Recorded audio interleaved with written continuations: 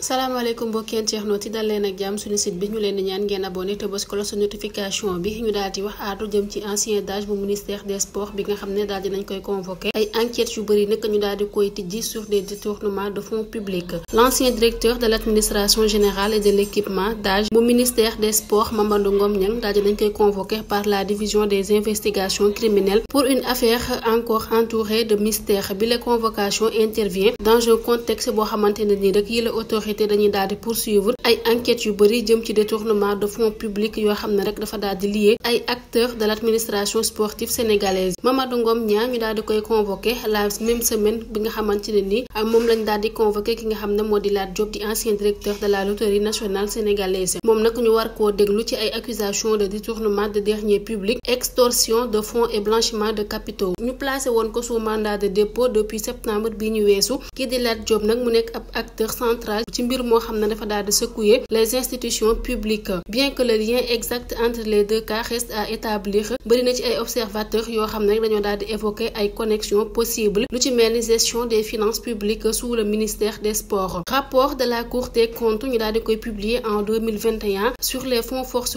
Covid-19 également daal dinay mettre en lumière également des irrégularités ci gestion des dépenses au sein du ministère des sports. Kii di Mamadou Ngom Niang mi nga xamante ne nii moo doon superviser yi la dépense sous les ministres Matar Ba, Lat Diop ak kii di Mame Mbaye Niang daal dinañ koy pointer du doigt pour un manque de transparence. La Cour avait demandé des explications sur les contrats de convention signés avec des organes de presse pour la promotion de la Coupe d'Afrique des Nations prévue en Côte d'Ivoire. Bile ampleur yi les accusations ajoutées aux dysfonctionnements révélés par les organes de contrôle daal dinay montrer que xeex bi nga xamante ne nii moo jëm ci wàllum mauvaise gestion publique nekk na loo xamante ne nii priorité la nationale. Cependant, de nombreuses zones d'ombre subsistent quant à l'implication exacte de Mamadou Ngom Niang et son rôle dans ces dossiers. Bu ñu jugee ci loolu dañuy daal di wax àddu foofee nga xamante ne nii moo di ci Assemblée nationale. Les véhicules flambant neufs de nouveaux députés. Contrairement à la 14e législature bi nga xamante ne nii dafa daal di instauré woon ab indemnité mensuelle bu toll ci 900 000 francs pour chaque député. 15e législature bi nag daal dinay privilégier ab approche différente.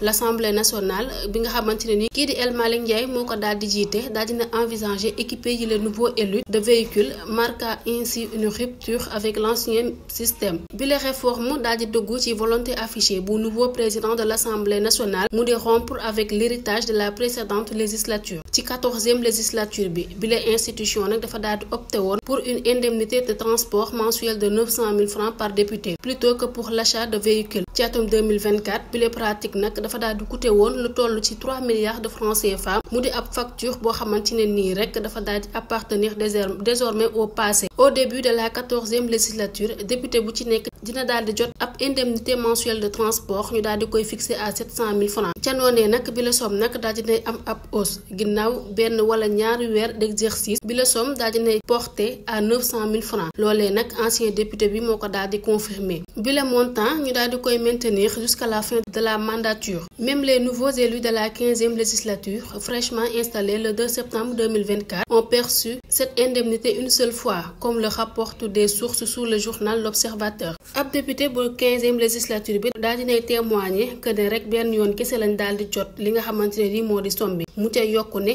depuis moom ak ay collègues am dañoo war a débrouiller ngir seeni déplacement en attendant oto yi nga xamante ne nii moom lañ leen dikk mu daal di yegsi. Ca noonee nag bi les projets d'achat de voitures daal dinay susciter des divergences au sein de l'hémicycle, que ce soit du côté de la majorité ou de l'opposition. Bëri na ci ay députés yoo xamante ne nii dañoo daal di préférer jot lii di 900 000 yi comme prime de transport plutôt que ñuy daal di jot ay oto yu bees ndax nag jàpp nañ ne c'est plus avantageux. En attendant yi les nouveaux députés nekk membre bu bureau ak it président de commission yi daal dinañuy récupérer yi les oto de fonction de leurs prédécesseurs. Yéenekaay bi di l'Observateur daal di préciser que au-delà des véhicules destinés à l'ensemble des députés yi les membres du bureau ak it les présidents de commission dinañ daal di disposer de voitures de fonction. Avant la dissolution de la 14e législature, Assemblée nationale nag dafa daal di acquis woon ay véhicules de fonction pour ces derniers. yi les voitures ont été récupérées et distribuées aux nouveaux ayants droit. Bu ñu jugee ci loolu dañuy daal di wax àddu jëm ci mbirum Cour des comptes. Le rapport définitif ñu daal di koy fas yéene publier niki semaine bi ñu dëgmal.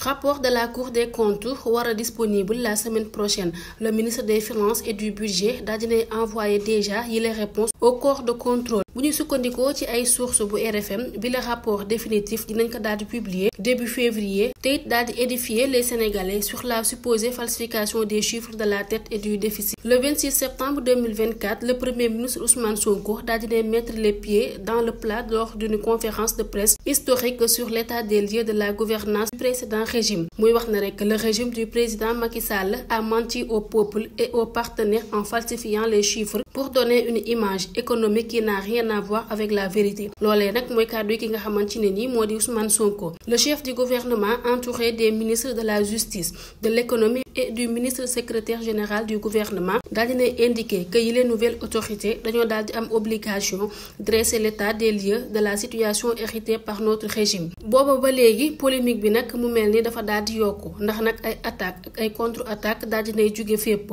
ci diggante tenants du pouvoir yi ak responsable ancien régime bi.